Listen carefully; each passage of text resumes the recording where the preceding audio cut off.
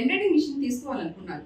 కానీ ఆ embroidering machine తీసుకోవడానికి కొంతమంది మాత్రం భయపడుతున్నారు. ఎందుకంటున్నారా?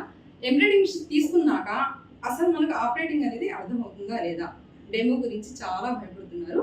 సో నేను మీకు కొంచెం ఎక్స్ప్లెయిన్ చేద్దాం అనుకుంటున్నాను.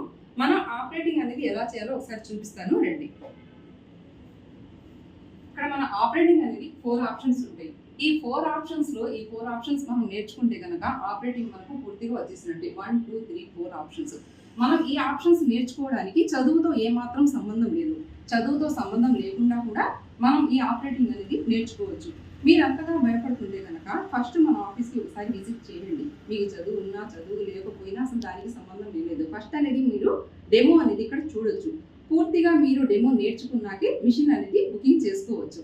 సో మీకు అర్థమవుతుందని అనుకుంటున్నాను. ఇంకోసారి చెప్తున్నాను, చదువుకి మన ఇప్పుడు ఎంబ్రాయిడింగ్ మిషన్ రన్ చేయడానికి అసలు పూర్తిగా సంబంధం అయితే ఏం లేదు. మీకు ఫ్రీగానే ఇక్కడ డెమో అనేది ఫస్ట్ నేర్చుకోవచ్చు. మీకు 1 days 2 days 3 days కానీ ట్రైనింగ్ అయితే ఇక్కడ ఇవ్వడం జరుగుతుంది. ట్రైనింగ్ పూర్తి అయిపోయినాకే మీరు మిషన్స్ అనేది బుక్ చేసుకోవచ్చు.